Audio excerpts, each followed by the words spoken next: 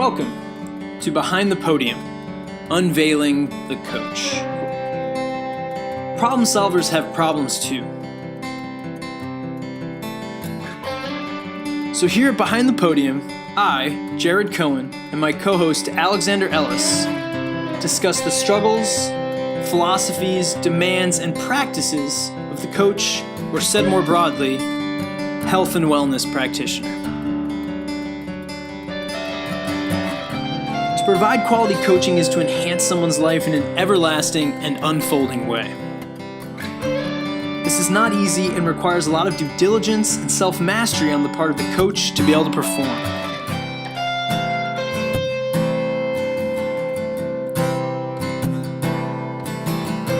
So without further ado, join us as we dig deeper into the depths of the coach's mind. Here we are, episode 2 on Behind the Podium, taking a deeper look at the philosophies, struggles, and practices of the coach, healthcare practitioner, teacher, anyone in that role of helping others, providing a service, and giving value to others and themselves, and what that all entails. I am Jared Cohen. Joined with me is Alexandra Ellis. And we are back to dig a little deeper, post our intro episode. And today the topic of conversation is, how well do you practice what you preach? Mm-hmm. So we will have some different points of conversation to start thinking about that question and hopefully coming up with some more questions that lead to further discussion points that we can then play on in future episodes, as well as use as points of conversation for future guests. Totally. Yeah, I think our role, you and I, Jared, is to come up with even more questions. Like, we start with questions and then we talk about it, and then I always end up with more questions, but I think that's a good representation of our curiosity, which helps us to continue to push our own envelopes, and that we are continually asking questions. If you ever have all of the questions answered, I think you're in trouble.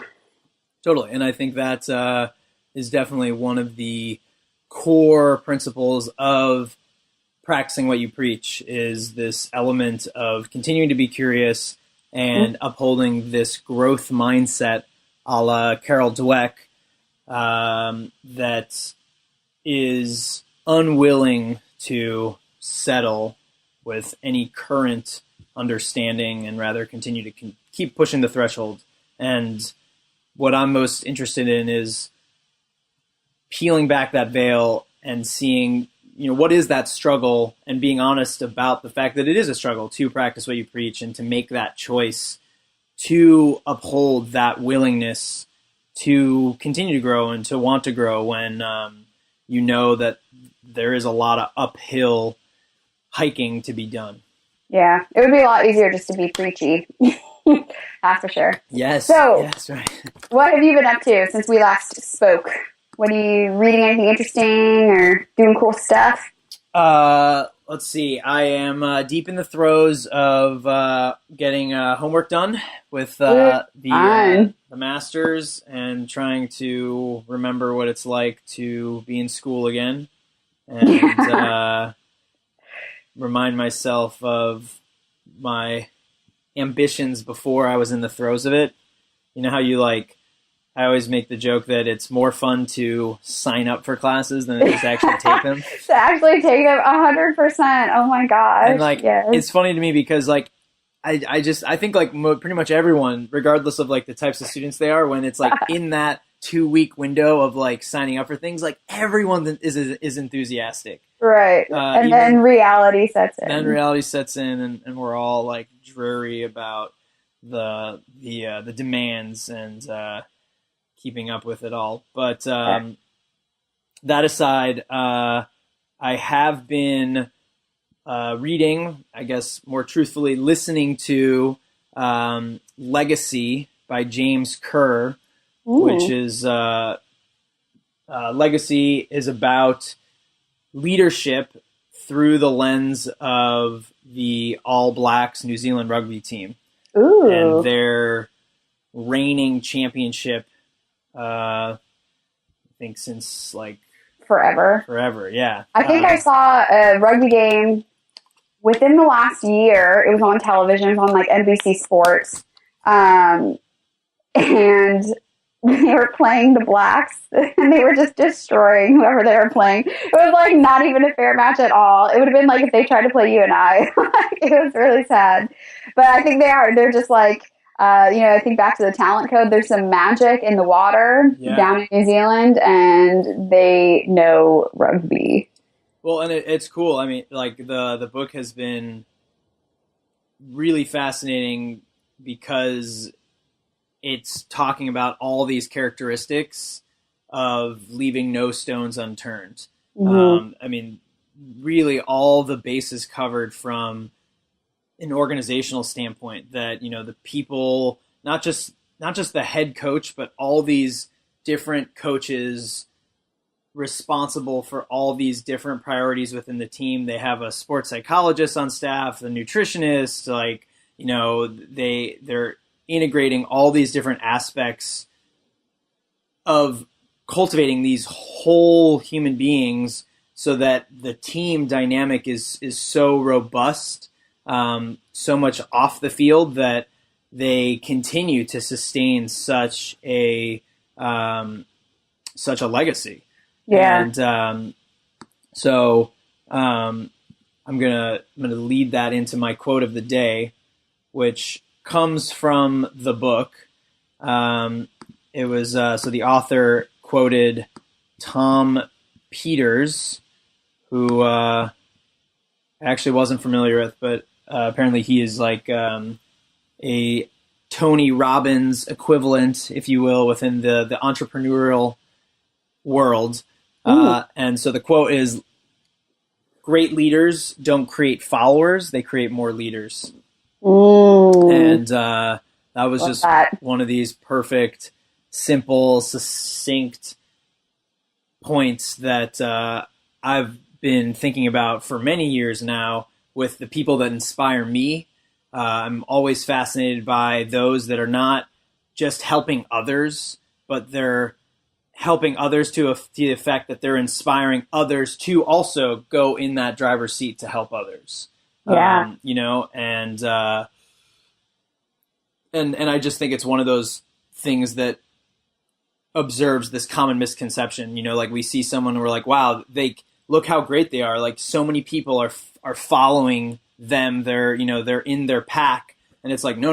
Like, look how great they are. Like, they're turning more people to create their own things and to find their own path. And I think it comes back to also Daniel Coyle's point in which, like, it's not necessarily this person that is so preachy or loud and cliche motivational in a large auditorium setting, but this person that is maybe more subtle and kind of the whisperer.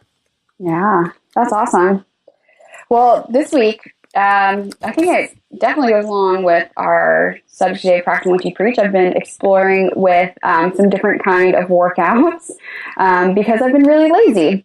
So I've been having a hard time unwinding at the end of the day. So I've been going to bed super late, and getting out of bed at 6 o'clock the next morning to go work out and go to the CrossFit gym just does not seem appealing. I'm really run down right now. Yeah. So I've been doing dumbbell WOD at home. I saw that. Yeah, I did it this week too. It was really, really, really super fun. And today there was yesterday morning, there was no running involved. So I was able to do it without shoes on, which is a huge perk in my book, in the living room. And it was awesome. And I'm sore today, which is, not the exact measure of, if your workout was effective, but always helpful. Right. So that was really fun. And I always like to try new stuff. Strength training I love it. It's helped me to feel awesome in my body. But finding other ways that don't require me to get out of bed at 6 a.m. are awesome. Have you, what has been your your process in coming up with the workout you're going to do? Has that been overwhelming Well, usually it is, which is why I like Dumbbell WOD, because they just give you a workout of the day. Because I like to program and do things for other people, but when it comes time for me to be the athlete, I want to give up my control to somebody else to tell me what to do. So that's what I really liked about Dumbbell WOD, that it's dynamic. It's always different every week or every day. They have new workouts every single day. And I don't have to come up with it. I just have to do it and modify it as needed. So that was really fun. And then I also just started listening on audiobook to Elizabeth Gilbert's Big Magic. I've been studying a lot about creativity and what fuels our creativity and what makes a creative person, and have found it super interesting. Her book so far, it's so awesome. I'm really excited. But it does lead into my quote, which is from Albert Einstein. And he's quoted as saying, "Imagination is more important than knowledge. Knowledge is limited. Imagination encircles the world." So I think that you and I both reflect that and hold that true, and being curious about everything, because it's impossible to know it all. And I'm happy not knowing it all, because that means I can keep asking questions and keep pushing myself a little bit further, to stretch a little bit more, to learn a little bit more every single day. Yeah, it's cool to think how philosophical Albert Einstein was. Mm-hmm. You know, and I think we remember him too much as just this brain, yeah. And yet he was like known to have so many of these quotes relating to the process and experimentation and the art form that is asking questions and continuing to uphold that childlike quality of curiosity. Well, yeah, everything he was doing, he wasn't researching things that had already been discovered. He was asking these big, huge questions, and then more questions to find out the answer, and sometimes the answer is just another question. But he also, what I love about him was he is so out of the box. But I think you have to be, you don't have to be, but it's quite helpful to be super creative and a risk taker like he was. Yeah. You know? Kind of makes me think about like some of the limitations in the classical research setting. You know, like it just becomes so boring, because like so much of the infrastructure is built on repetition, you know, like, you know, okay, this person did this, and like we continue to repeat this, so like we're covering our bases, we're making sure we're not plagiarizing anyone, and like and then we want to make sure that it's like even more correct, and like, and so by the end of it you're just like, yeah, I'm reading the same thing over and over, and I'm losing that sense of like wonderment that is sometimes pigeonholed, because we're told it's in conflict of getting more validity out of something, you know? Yeah. Yeah, and I think myself, sometimes I find that I get sort of pigeonholed and like, well, this is the way it's done. This is always how you do it. And, you know, just a minor change in how I set my body up when I'm rolling on my therapy balls, for example. You know, I just moved my arm one way that I hadn't done before, and I was like, whoa, that's awesome. Yeah. But to just like, there's no rules of how anything can go, at least with the stuff we're doing. You know, I'm not building explosives. If I was, then there would be some rules, and I wouldn't want to be a huge risk taker. But when it comes to therapy balls and movement, for the most part, I can tweak a little bit and try some new things. And sometimes it works and sometimes it doesn't. But unless you're trying, you'll never know. Yeah, no, it's a really good point. I think it's hard too, though, still, right? Because like we still need to have some starting point. You know, it's like it's that paradox, right? That like I have to know the scales in order to solo, and I think, you know, like that's one of my struggles is like continuing to just like enjoy the process more, that allows me to just like tap into that middle ground that isn't so much about in which I don't spend so much time being frustrated because the scales aren't exactly the way they need to be. Mm-hmm. And then, getting to express that creativity. Yeah. But that's always one thing I've thought is like, was really unique from Jill's practice and teaching, was this idea that like, oh my God, like I could be creative, like with like self-massage, Yeah. and it really blows the doors down on like what it means to be creative. Yeah. Like I still, even with as much like objective knowledge that I have, like I still resort back to these false belief systems of like being insecure because like I can't draw as well as like my brother, and like, if you ask me to like sketch this thing, I'm all of a sudden gonna like, kind of freeze up and then, think that maybe I'm not that creative. But to like, have Jill create a paradigm in which, like, oh, you can be creative in like fixing yourself. Like, that's pretty cool. Yeah, totally. And I think that leads right into this idea of practice what you preach and being creative and trying new stuff out. And so you asked me the question of like, what does that concept mean to me? And so I've been thinking a lot about, what does it mean to practice what you preach and why is it important? And it all boils down to me, or for me, is coming from a place of authenticity. That if you are literally walking the walk and trying out the things that you're talking about, then where you're coming from is authentic to you. And students and people see that and gravitate towards that versus the person who's just like, preachy. And you're like, do you even know what you're talking about? Like, do you know what it's like to experience this? And I think for me, with the therapy balls, in training and when I'm teaching, you read about the studies where they're looking at softer tools and how softer tools are more ideal for your tissues because you are soft and goopy on the inside. And bad tools, or not bad tools, but harder tools are bad. And so for the longest time, I was just like, well, the research says, like, I don't need to try it. The research says, and it's there, it's on paper, it's fine. And I was in the gym and there were some lacrosse balls. And so I was like, well, let me try this on. I can't keep talking crap if I haven't actually tried it. And in the moment, it felt fantastic to get, really deep pressure. It was very hard to relax over it, but I was able to. And then 8 hours later, it felt like I had whiplash in my upper back and my traps. They were super sore because I had gone so deep that, it had overstretched tissues. So now when I come to that point in the lecture or I'm talking to people in class about, this is why these tools are ideal, I have a story, a personal story to add in as well that helps with the authenticity of it. I'm not just talking crap for the sake of, talking bad, but I that's how it was in my body, and feel free. I always encourage my students, try it out, see how it works for you, but it didn't work for me.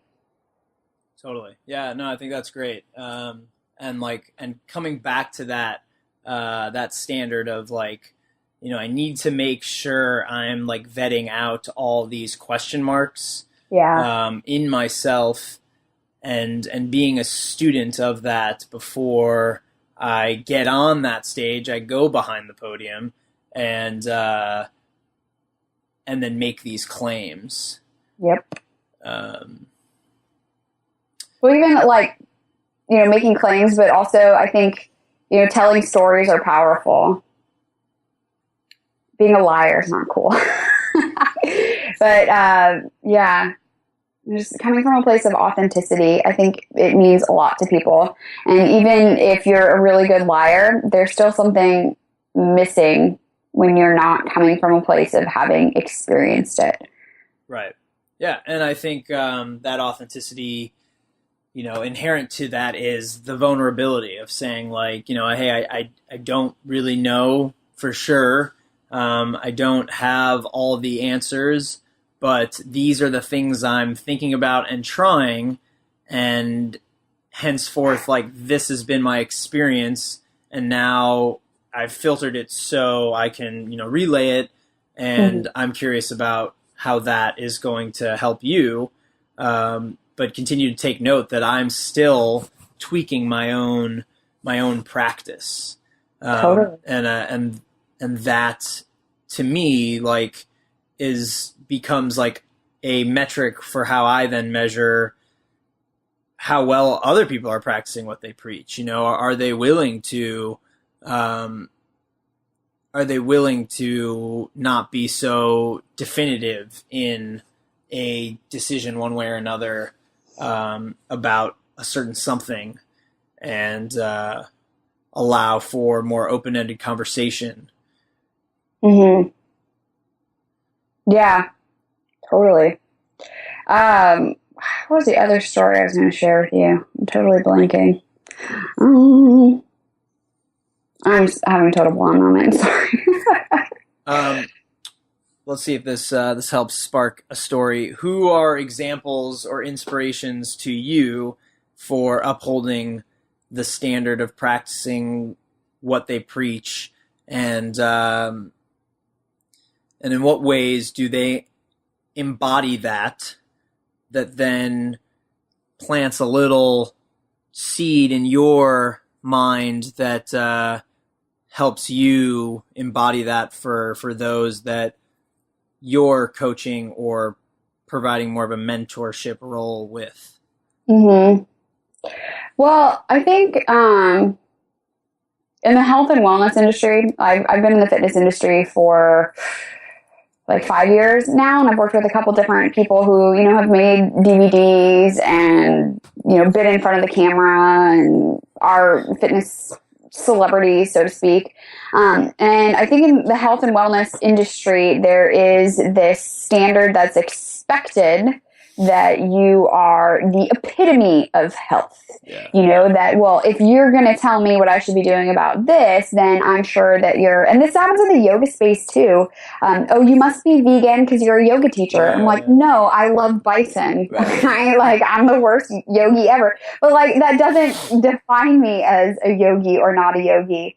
But something I find frustrating in the health industry is that people, I think, sometimes don't practice what they preach. And I think I'm falling prey to that right now as well, in terms of sleep, that I'm not getting enough sleep. And then you go to class and you're trying to say well, you should be doing this and you should be doing that. I'm like, oh, I should really be taking my advice and get off of Facebook and go to bed at a reasonable time. But of course, I'm close with her. Jill Miller, Creative Yoga Tune-Up, totally, it practices what she preaches, is a perfect embodiment of the idea of I'm a student of my body, I'm a student of what I teach, and I study my students, and that's where we're able to gather all this information, and I see it in her every single day, which is so awesome. And in my classes as well, I can't even claim it was my own best ideas because I stole them from a student. But if you're watching your students as you're teaching something, and not oftentimes, hopefully fewer times, but, you're struggling to find the words for something, or, trying to explain something for the first time, I'll say, how would you guys explain that? And then they'll give me better cues than I could ever come up with, or modifications. I'm like, oh, that's a really good idea. I'm going to steal that. But I think, I'm a student of my body. I'm a student of what I teach, and I study my students. And those are Jill Miller's words, and she is an excellent embodiment of that idea. Yeah, it's really great. I've told you this before.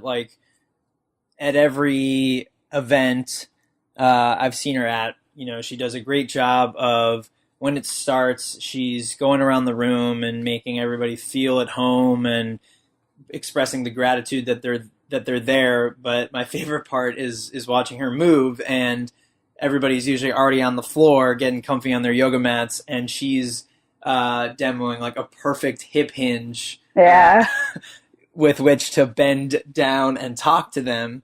And posture follows you like a shadow. Yeah, and I just, and I like that, and I'm certain I noticed that the first time I was at, one of her events, and, that is never lost on me, to really to really be that example, and that just that small action is more inspiring than going up, at the front of the room and talking about how important posture is, and 100%. And that to me is where the rubber meets the road. And because there's a lot of baggage that comes with that, like, to a lot of people you look weird, like, of demonstrating like this ideal, because like we're not used to seeing that. And I remember, sorry to interrupt you, but I was speaking with a yoga teacher who also was an anatomy professor at Caltech. Like, so she's super legit. Right. And she was standing, with like, one hip jutted out to the side and like off axis, and was just like, oh, I would never stand in Tadasana all the time. It just looks so uncomfortable. I'm like, structurally what is doing to you. Like, why would you not want to respect your structure and carry it with pride? Did you ask her that? No, it was an internal monologue. It was the first time I met her, but I was just like, I can't believe this. Yeah. But she did say that, though. She said, she straight up said, she's like, oh, it's just so stiff to stand in Tadasana all the time, which is, like the yoga version of good posture. Yeah. Yeah, no. And like, see, and then I have this struggle sometimes where I'm like then passing judgment, like, and this is where I know I need to like take a step back. But like, like if I now all of a sudden, like, I have lost a sense of like legitimacy for her, like if she's my teacher, teaching me about anatomy, and she's not willing to, apply the principles, like where it matters, like who cares, like what good structure looks like on the paper. Like, totally, we're talking about, how this good structure is going to affect the human experience, to avoid suffering and optimize being healthy and enjoying and embracing the things we want to do. It was when I did about like 3 months before I did Gil's cadaver lab in April, I attended the 1-day cadaver lab at Northridge, University of Northridge. Oh, yeah. Were we there together? Or did you do it the year after me? I did it the year after with Nicole. Mm-hmm. And the teacher, really eloquently was talking about, positions and posture. And she had a very like yoga tune-up vibe, which I thought was interesting, when she also, like, she didn't know what yoga tune-up was. Like, and she kind of, she was confused when all these people there were introducing themselves with that background. But what she said was like, everything we talk about, we have to do ourselves. And like that just, again, like really landed for me as the main struggle, like being in this field. Like we have to assign time for that. And we have to figure out how to integrate that,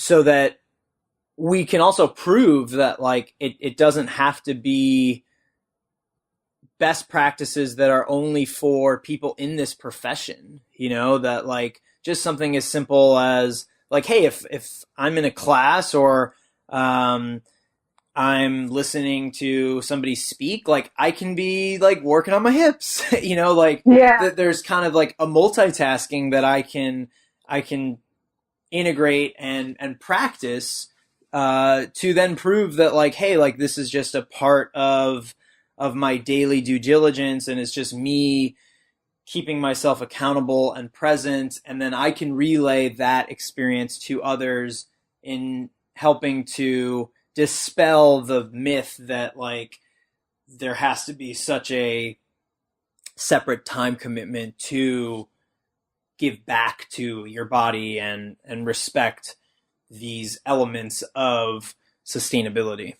Yeah. I'm thinking like if there's any listeners who are like, well, where should I start? I think that self-care aspect that you just hit on, because we are givers as coaches, as healthcare providers, whatever it is that you do, you help other people with X all day long. Yeah. And if you're not feeding your body, your mind, your soul, whatever it is, you're going to run out of juice at some point.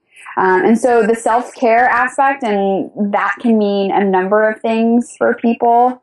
Some days for me, the self-care is, well, every day, hopefully, I try to practice what I preach and get on my therapy balls. But to be honest, that took me a long time too. It was like, no, I have to do this first. I have to, write this email or do this or do that. And I was like, Alex, oh my gosh, like you brush your teeth every day. You wash your face every day. Rolling does not take longer than that. Like, get on the balls. Let's go. Right. And so once I made that a habit, it wasn't a problem. But self-care some days is like, oh, I just need to tidy up my apartment. I need my external environment to be organized so that my internal environment can be as well. So I think if you start with self-care and practicing that, because many times the spaces that we're in, the circles that we're in as coaches, healthcare providers, instructors, whatever, is kind of like a self-care space. If you start there, I think your next step will become more clear to you. So here's like somewhat of a tangent on the self-care piece. This is something I'm interested in, like your thoughts on like how to define it.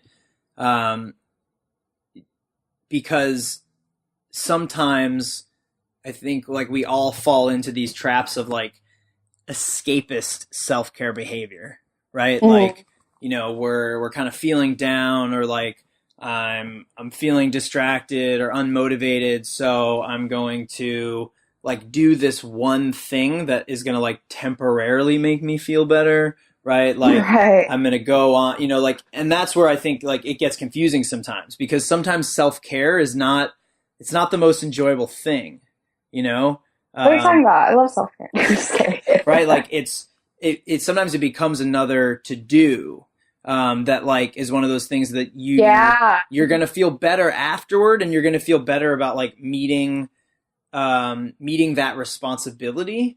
But it becomes another sometimes barrier, because there's work to be done, that it's not it's not as easy as like, hey, like I'm really overwhelmed with all these emails I'm doing, or just this really intense meeting I had with my coworkers. So now I'm going to spend 10 minutes like trying to just check out on Instagram, and that can sometimes be seen as like, okay, well, here's a 10-minute break for me, like of self-care, kind of, sorta. Right. But how is that lending itself to the long run of care? Well, I think, so my self-care cannot involve social media, because I do that for work. So as a social media manager, going on Instagram, it's not relaxing. It doesn't help me in any way. And it does become a to-do list kind of thing. But, you prioritize your to-do list, and then you start knocking stuff off, prioritize and execute. So I moved self-care to the top of the list, and I don't want to put like a label like, oh, you have to do this or it's not self-care. Yeah, right. But I encourage you to make it its own special thing, whatever it is. And some days it's simply like, oh, I'm going to take my dog for a walk, and I'm not going to take my phone with me, and I'm going to be present in the moment. Maybe that would be the piece, that whatever you're doing, that you're fully present with, whatever it is. Maybe it's like going to play golf. Like that could be self-care, but are you present, or are you on the phone and having a phone call, or, worried about this, or like texting, or, whatever you're doing. I think if you can be fully present, I'd buy your argument that it's self-care. Oh, yeah, I think that's great, actually. It reminds me of the quote in discipline, there's freedom, right? Yeah. And like, it's another one of these paradoxes, right? Like it's confusing because, we make these associations with certain words and have certain feelings about certain activities, and like discipline sometimes has all this baggage with it. but the idea of like, hey, can I create boundaries? And maybe that's, an element to the self-care too, is that like we're overloaded with so much stimulus, and how can we create practices that have inherent boundaries that then ultimately that's like what's feeding us most. That's giving back to us because it allowed us to embrace that presence, and then also we feel accomplished because we met that task. Yeah, and I mean, just back to being present with your self-care, that is the discipline. Because it'd be way easy to check Instagram and, do X, Y, Z. But by not doing it, you are holding true to that. I think we should definitely give credit to Jocko Willink, who was interviewed on Tim Ferriss's podcast. Did we talk about it last time? Like, how did we both listen to this episode? Yeah, that's funny. No, we didn't. Okay, but we ended up listening to the same episode this week, and Jocko wrote a book called Extreme Ownership.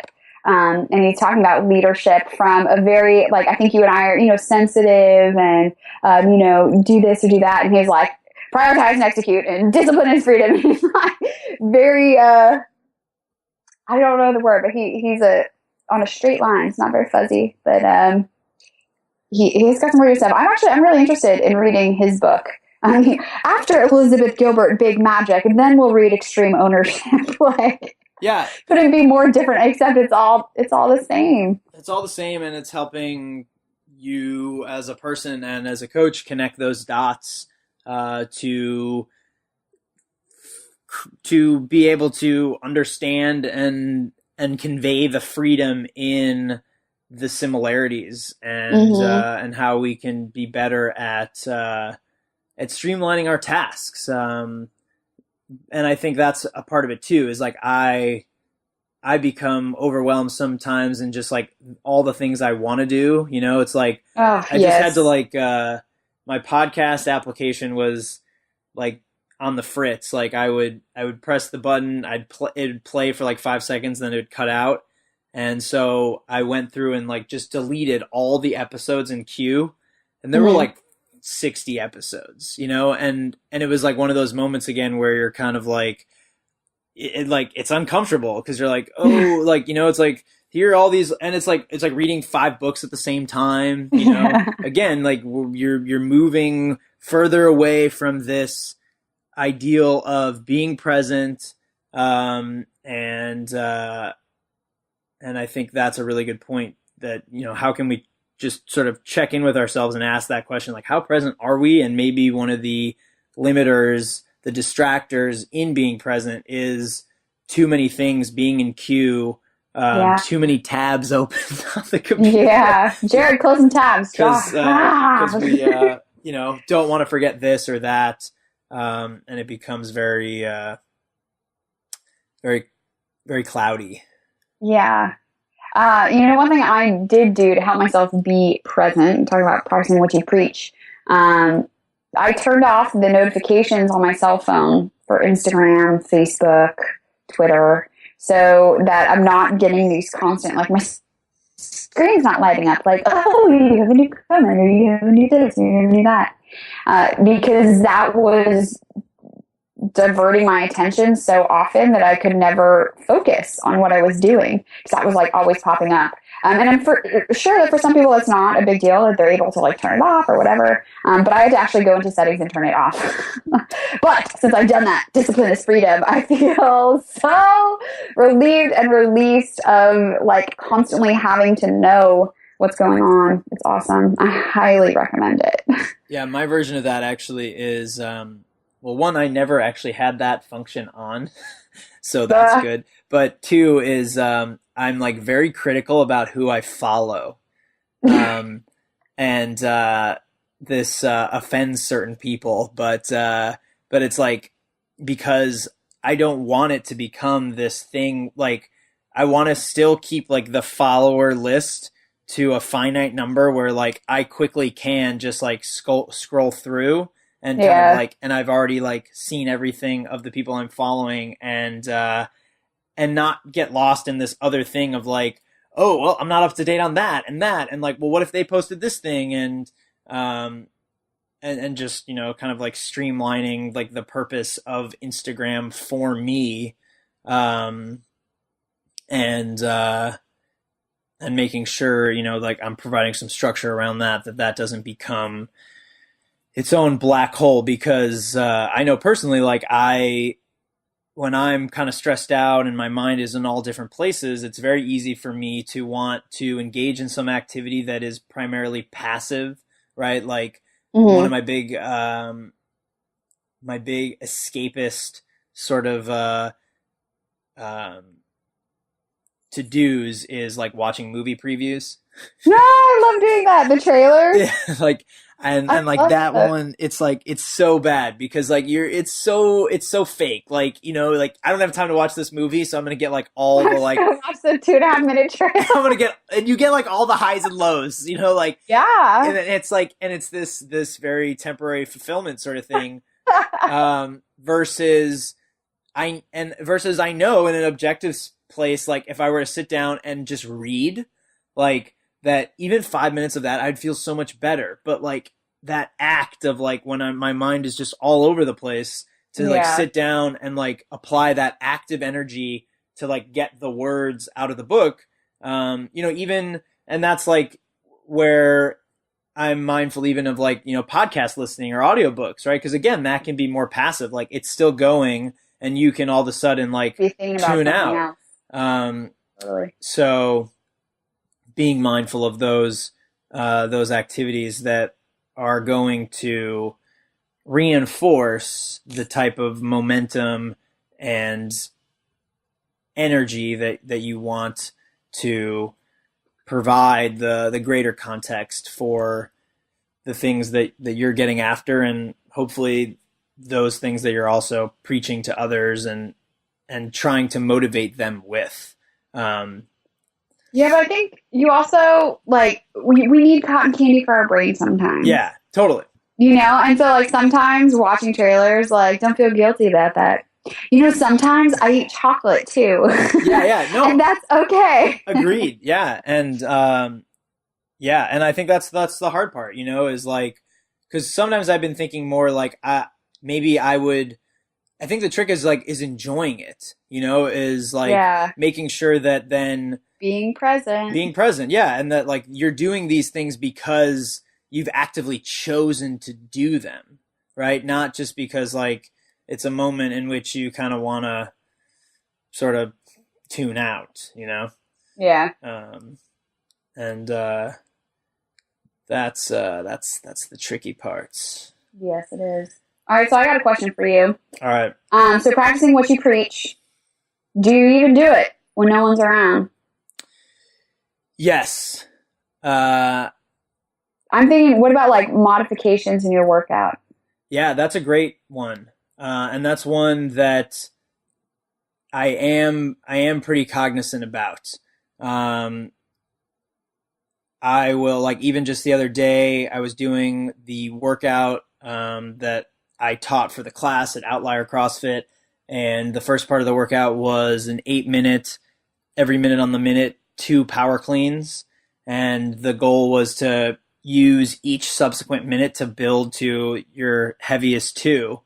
And definitely by like the 5th minute, I was kind of getting to that point where technique was breaking down.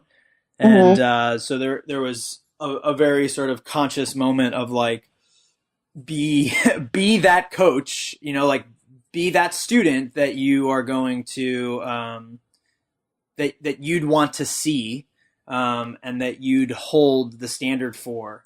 And that was important to me, and then to say after, for some of the clients that were asking like, oh, how high did you get? And the number wasn't that high. It's like, oh, I only got to 215 pounds. And let me tell you why, like it was important to me. And that then had this effect where the person I was talking to was like, yeah, like I probably should be thinking about this more as like a technical 2 rep max, and then that opens up this whole other like door, right? And as coaches, you hear those sorts of comments that really like make you reflect on like, well, what are you doing that is making them even create that differentiation, in the first place, that like technical versus like not technical, like that, like we should always be trying to function within this context of quality, probably over unless quantity. Yeah, probably unless stated otherwise, right? That like that should be the assumed, and that we're going to have a small percentage of times that we maybe deem more competition related, where we say like, hey, it's okay to let loose a little bit, but it shouldn't be the other way around, where we have to like remind ourselves that that this technical aspect should be prioritized. So yeah, I think that is. Yeah. Well, I think just like, technical versus quality over quantity, that idea. And so many times you hear like running, for example, like, oh, it's the easiest thing possible. Just slap on a pair of shoes. And when I first heard that, I was like, oh yeah, like you don't need any equipment for that. And then the more you start to learn about biomechanics and our posture, like, oh my God, do not just slap on a pair of shoes and go running. Like that's the worst thing you can do for your body. So I think there are definitely two extremes, right, in that regards. Because now I'm like, no, you need barefoot shoes, but to have barefoot shoes, you have to do this breakdown. You have to learn how to do the midfoot stride. And like, there's so much complexity to running. But I also think, especially when it comes to strength training and working out, like you have one body and one spine and or two shoulders, two hips. Sure, you can replace them, but they're never going to be as good as the originals. So why not move with integrity every single time? yeah. But then again, that's us. And yeah, and that's the challenge, is like, how do I translate that to my students? How do I let them know, like, I don't care how many you do, but it's harder in your gym, because that's literally the workout, is how many can you do in this time. Yeah. Whereas for me in a yoga studio, it's a lot easier to say, like, I don't care how many you do, I care how well you do them. So how do you, are you still working that out, or how have you found success getting that across in the gym? I'm definitely still working out, but I think the best, and this is something I would like to see implemented at least the one gym I'm working at more full time, is Kane's context coaching model, where you have practice days, competition days, and mental toughness days. And I think like that, to me, of everything I've seen now, is the best way to just get everybody on that same mindset page, and embrace the very real life quality of undulation. That like 70% of the time, like we should be focused on what it means to practice, and what it means to hold that practice standard above all else. My favorite quote, this should have been the quote I started with, is we are what we repeatedly do. Excellence then is not an act, but habit. And that is good old Aristotle. And it just really comes back to that, is like thinking about, is removing that idea that like you're going to rise to the occasion when it matters, because you're not, right? You're going to falter or you're going to sink to the level of your training, and Totally. and having that as the standard, but then also knowing that like, hey, okay, there are going to be times where you do have to put out, you do have to perform. Like I have to do this presentation, and it's not going to be all perfect, but that's part of the undulation, and holding people within that element as well.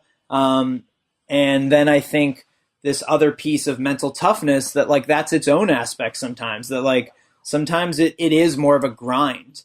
And I think the physical medium can do a great job of getting people to feel accomplishment worthy about overcoming some tasks that in the moment and beforehand seemed totally insurmountable. But as we've seen, a lot in the CrossFit community, like then that becomes the habit, which we don't want either. Like it shouldn't be this constant beatdown. But at times, Yeah. like, that is a really empowering thing, to have this huge mountain of work and to get after it and to get it all done and then look yourself in the mirror and say like, wow, I didn't think I could do that beforehand. And I did. Like now there's that benchmark for me, but now like, okay, let's put that in our pocket and then let's use that to fuel the next practice day.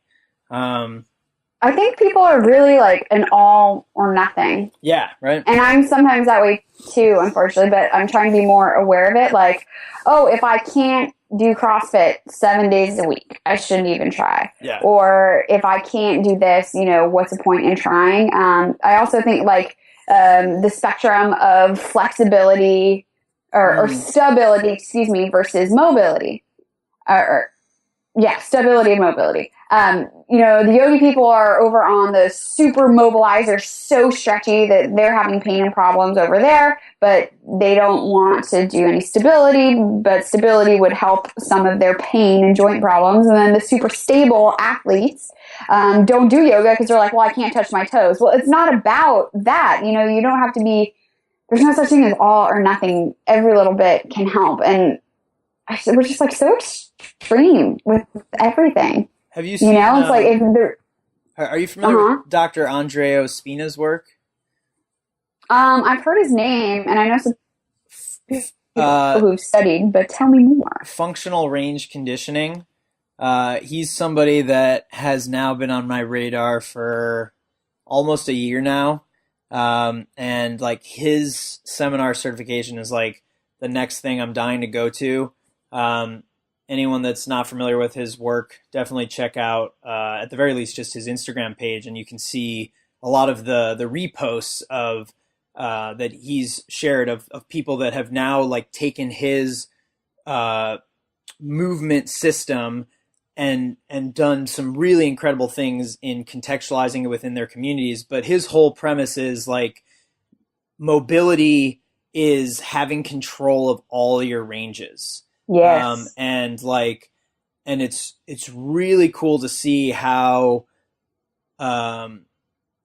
with as much fire as this is being like taken on, and what I really like about it is there seems to be the best like mindset shift that's taking place in what he's doing that is really calling for people to slow down. And in that slowing down, also not like losing that competitive side, because I think that sometimes like when you ask people to slow down, that like then they feel like you're compromising that, and they're like, no, like I want to get after it. But that like he's actually able to get people to realize like, hey, like, when I ask you to hold your leg out at 90 degrees and then AB duct it, like you should be able to do that over like a minute, and that leg should be perfectly straight, and you are slowly, right? He does just even these basic things of controlled articular rotations, and just this awareness of like, oh my God, like what seems like the simplest thing I can't do. And he refers a lot to the nervous system, and he describes cramping in a muscle as just neurological confusion. And that, like, we need to start training these range. Like, why are some of these ranges cramping, right? It's because, like, they haven't been there before. And yet we do all these movements a lot of times in very dynamic ways that we're just not ready for. Yeah, that makes sense. And so it's definitely, I think, a really nice middle ground now within this whole space of, like, are you stable or are you mobile? And now actually also saying more too of like, okay, you have this mobility. How well do you apply it? It's like, hey, my tissues are feeling good. I can get into these positions, right? So I think that was like a big thing that, Kelly and Jill have been a part of is getting people to understand some of these base requisites. But now I think where like Andreo Spina is taking it is really kind of looking at some of the details of, like, how well do you actually use the things that now you've done the due diligence to have? So another Oh, little that's so tangent, cool. but I'm really interested in his work, and especially from like a mindset standpoint, because I'm always, this is now stuff that I'm trying to practice, um, and wanting to take more into my classes, but I struggle with getting people to embrace some of this stuff that is really hard for them. And after being in CrossFit for a while, where they think they've like conquered it all, like then they're unwilling to want to slow down and get better at some of this stuff that is really hard, that doesn't seem like it should be when you're just asking someone to To move their move. move their leg around. Yeah. um, What it the I think it's an Ido Portal thing, but the is it the Harrope curl? Is that what it's called? Where you like you're on your knees. I've seen people do it on the GHD or some kind of like machine where you can like hook your heels under, oh yeah, and then it's like an eccentric hamstring right. So it's like a where glute you're. ham raise, but I think it's like he does it more in like a kind of Well, it's eccentric. So you start from on your knees, but your feet are locked in place somehow. So that's right. why they've done it on the GHD. And then all you're doing is knee extension, but your whole body weight is Yeah, being managed by your glutes and hamstrings. And that makes me think of like mobility through space, because like my totally. hamstrings are pretty flexible, but I'm straight up afraid to try that, especially on a GHD, because I know that they're not going to be able to hold me, that I'm going to fall flat on my face. Yeah. And that's another one, like Andreo Spina has like a very like modified drill of that, where, just go into your lunge, take your heel to your butt. So you're The in back heel. the back heel. Yeah. So you're in Uh-huh. knee extension, or you're in knee Uh-huh. flexion. And then now like, and hold it there, right? So keep yourself in knee flexion, and Uh-huh. then let go of the hand and try not to let the foot fall away, right? So you get a Oh, little bit of knee extension, just a little bit, this kind of passive range, and now yeah. try and contract the hamstring. And this is where, a lot of people start finding some of that cramping, like all of a sudden it's like, right? Ooh, I'm going to try that, because that's like a good regression, even Yeah. of that eccentric hamstring thing.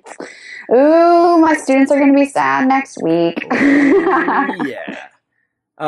Okay, so here's a question I have for you. Uh-huh. Have you been in a situation, or maybe what is the most embarrassing situation you've been in that has been embarrassing because you've been practicing what you preach in like a public setting that maybe is not as Oh, goodness. is in the knowing of that practice? Does that make sense? Well, shoot, if you'd asked me before, I would have spent a lot of time thinking about the most embarrassing.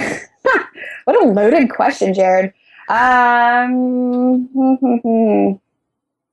don't know right offhand. I mean, there's so many times like I'm a goofball.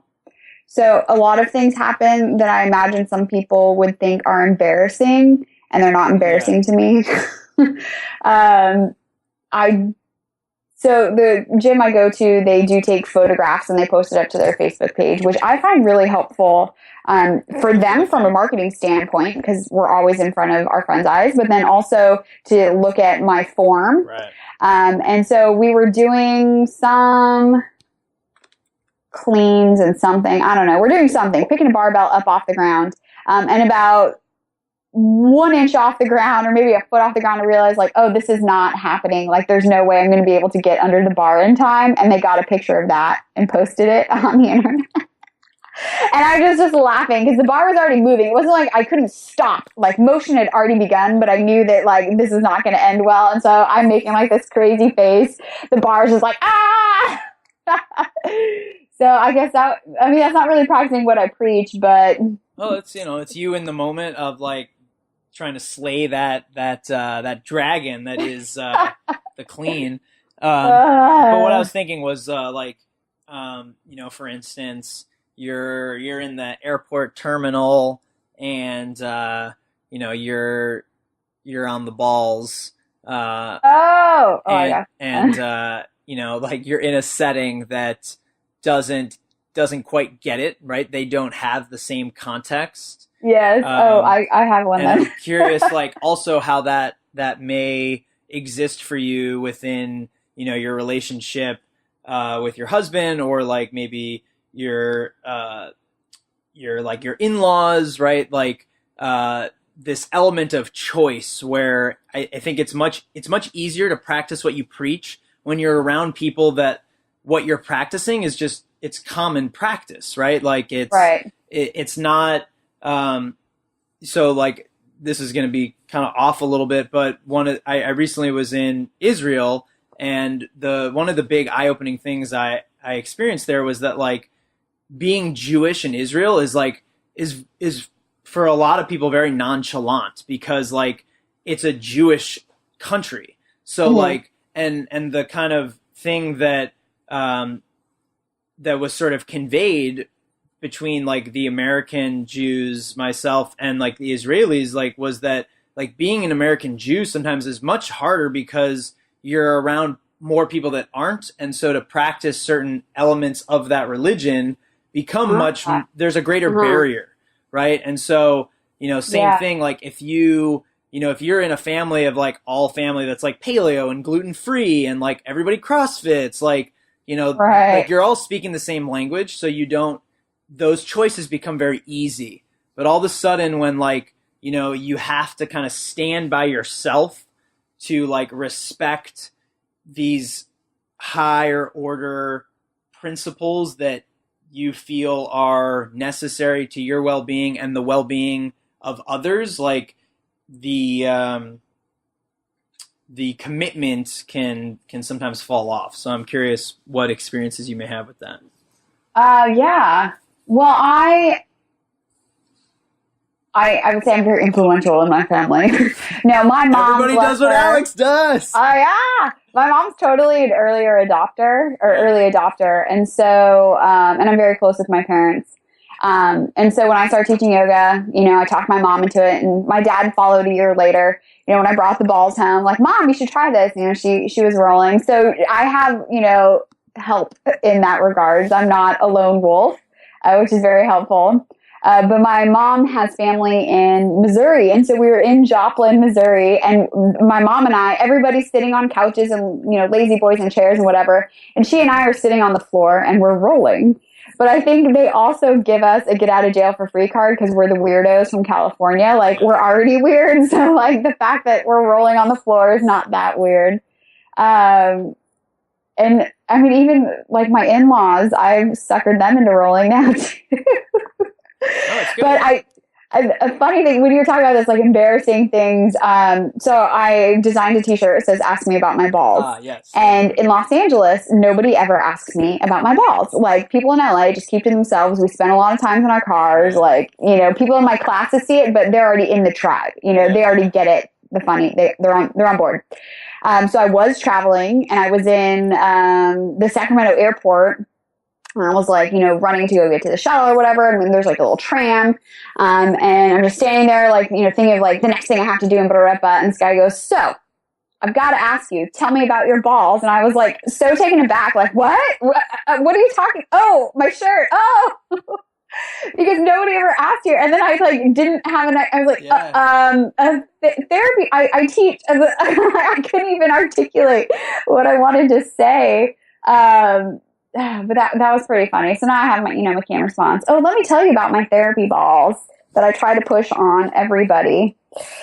But I was wearing the t-shirt we got at the summit, at the teacher summit, which says Fascia Fluffer, yeah, and get a pain eraser. And I was like checking out at Vaughn's, and some guy was like super he was like, it's like, "What's that all about?" And like sometimes with that, like sometimes I'm in moods where like I won't even really sort of like sympathize with like what he's thinking about. Like, I'm just very straight of like, oh, well, like, fascia is your connective tissue, and I work with people to help them, like to provide self-care. And he's like, "Self-care?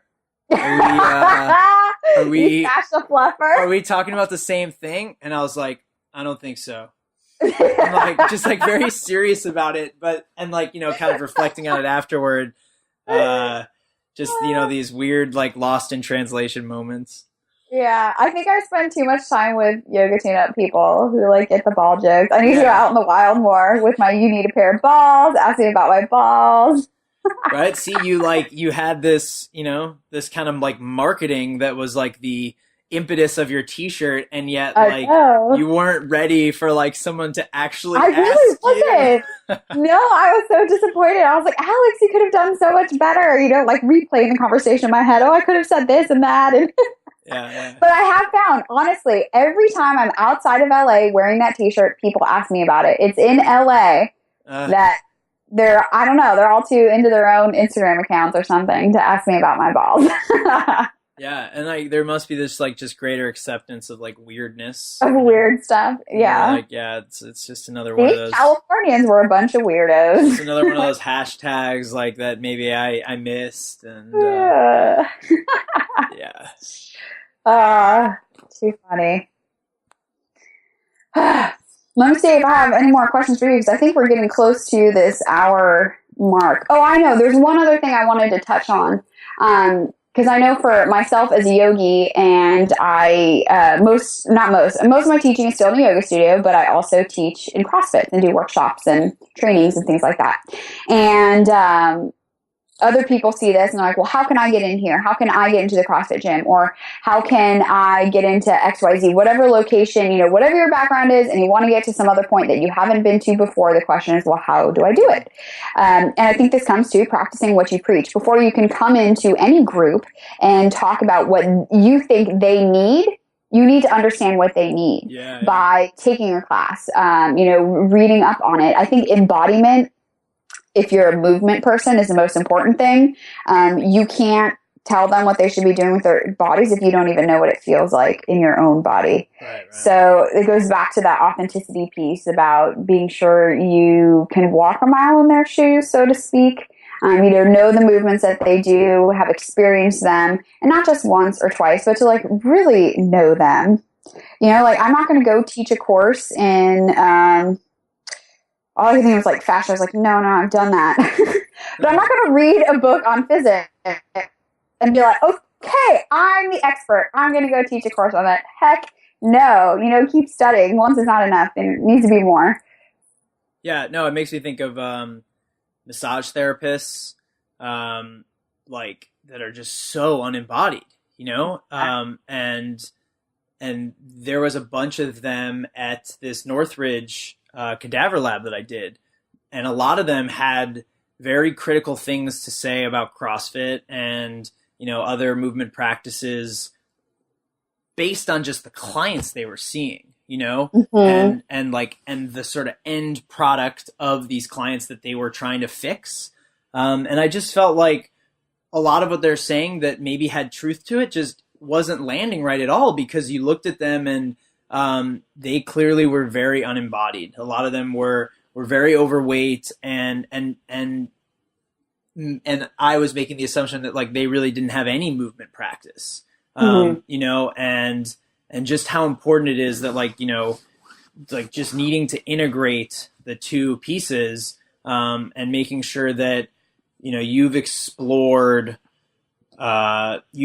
these avenues that you're now going to help people within. And that doesn't mean you have to be a professional in it, or you have to be better than them, but you understand some of the common language points. There's some of that like reconnaissance that has been done, that again, it's just connecting those dots and then breaking down those barriers so that that you can share that context. But sharing context really comes from this place of, hey, I'm being authentic, and I'm trying to walk a mile in your shoes, so that we can advance the conversation and not just speak from like our two different silos here. Two different extremes. Break down the walls. Two different extremes, yeah. What's interesting too about strength training? So we had a coaching call for the yoga tune-up space. Were you on the call yesterday? I was not. Okay, well, let me tell you, it's going to blow your mind. Please. So Jill Miller and Sarah Court were talking about the Fascia Research Congress, where all of the top, or not top, but people who are studying fascia come together and report their findings and studies and all of this stuff. And one of the researchers, I can't recall his name off the top of my head, but he was saying that tendon health, to build tendon strength, you need to be lifting high loads. And these high loads are not like child's play here, 90% of your maximum. Wow. To build tendon strength. And then the other piece of that, so I was like, oh my gosh, like maybe playing it, and then here comes the extreme. Well, do I focus mostly on the technique because I can't be as precise, at a higher weight, or I keep just building, my weight up to get, who knows? I don't know. And then the other piece was, 90% of maximum to build tendon strength and to maintain tendon health, 1 to 2 times a week of strength training. Wow, yeah. Yeah, so I was like, oh, great. I don't feel so bad about Friday morning workouts being all that's happening right now. Yeah. But moving is so important, that maybe, unless, if you're training for something, if you're training for a goal, obviously, like, you need to practice what you do, practice what you preach, to be effective at that. But like for someone like me, where I'm not training for anything, I'm just trying to be the best version of me I can be, like once a week is okay. Yeah. And moving more just in general is awesome. Definitely. Yeah. And that's another thing, that's big for me in practicing what I preach is that recovery element, that, and some of that is just within the programming in and of itself. Like I'm not trying to beat myself up.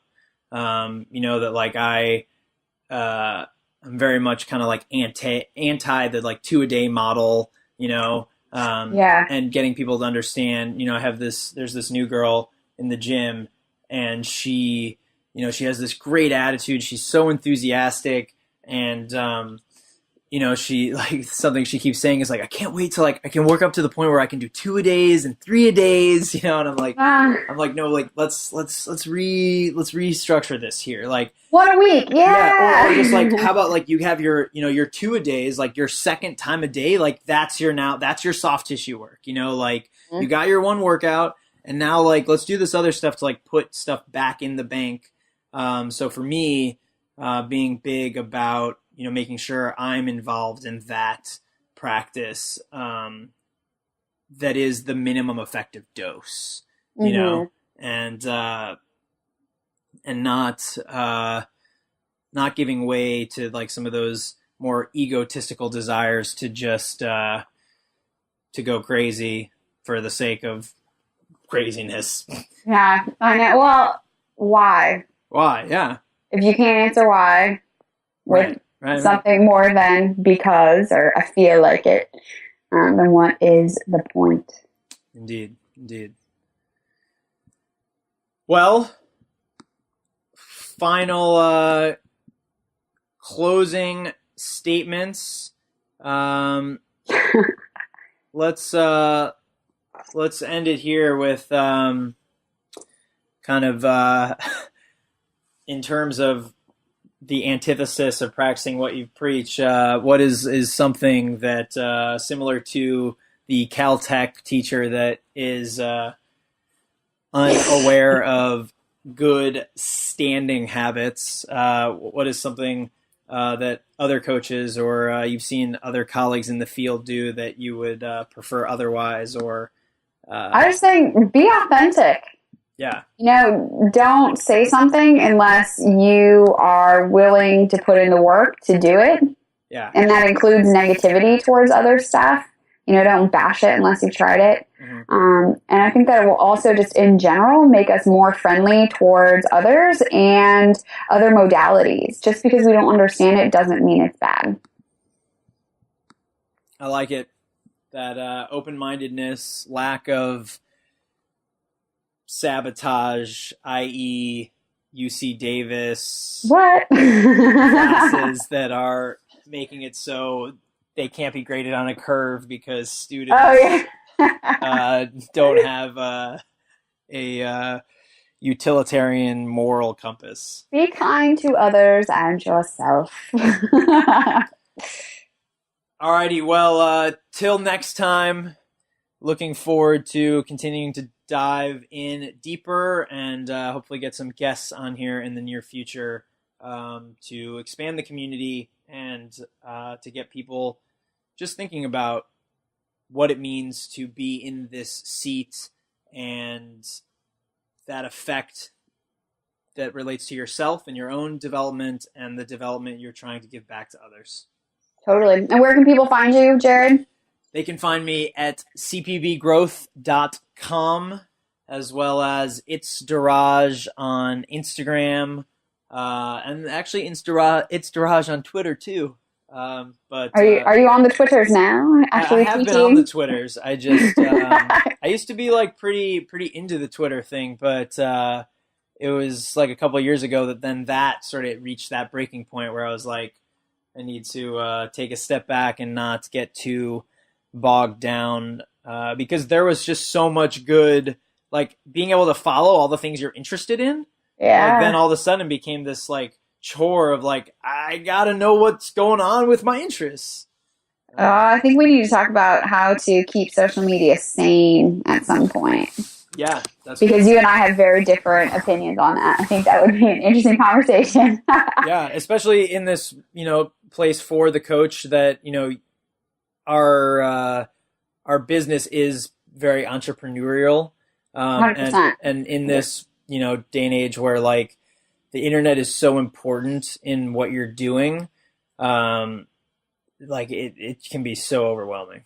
Yeah, aka why we're doing a podcast. Exactly. Bam. All right, and where can people find you? You can find me at aewellness.com. And I'm on social media. On Facebook as AE Wellness and on Twitter and Instagram as @HollaForMala. Holla for Mala. And with that, we will see you guys soon. Bye. Bye-bye. Hey guys, thanks for listening to Behind the Podium, Unveiling the Coach. If you have enjoyed what you listened to, head over to iTunes and leave us a review. More information on each episode and the podcast in general can be found at BehindThePodiumPodcast.com. We'll catch you next time.